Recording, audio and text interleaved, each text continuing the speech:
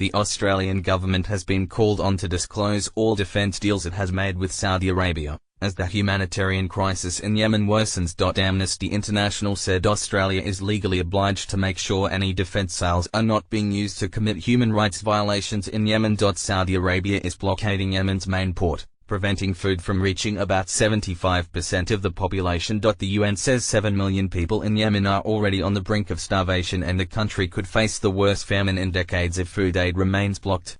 In the past 12 months, the Australian Department of Defence has approved 4 different military licenses to Saudi Arabia, Amnesty International's Rasha Mohammed told 7.30. We're calling on Australia to fully disclose all transfer details and deals they've made with the Saudi-led coalition, and make public what are the end-user agreements. The Department of Defense routinely refuses to reveal what those licenses are for. We don't disclose the particular types of equipment, mainly from a commercial in-confidence perspective, Defense Associate Secretary Rebecca Skinner said during Senate estimates in October. Has the department assessed whether any previously supplied Australian equipment has been used by the Saudi-led coalition in unlawful attacks on Yemen? Senator Peter Whish-Wilson asked.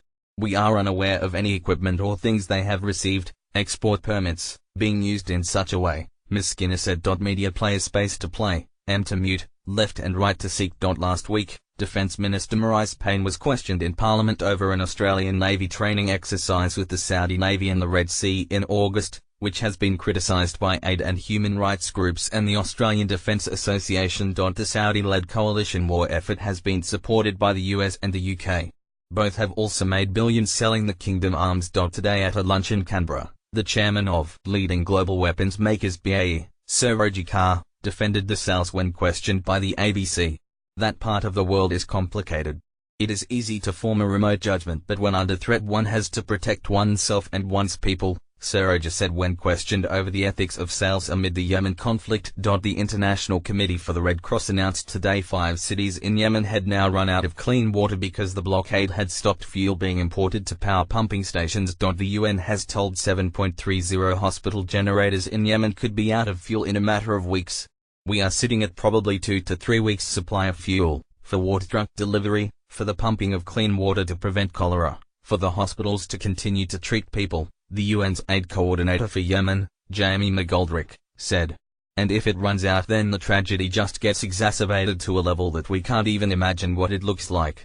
A doctor at Al Sabin Hospital in the capital Sana'a told 7.30 there were already signs of an impending diphtheria crisis. We have a shortage and lack of the medicine and the antitoxin due to the blockade. Now we cannot find this medicine.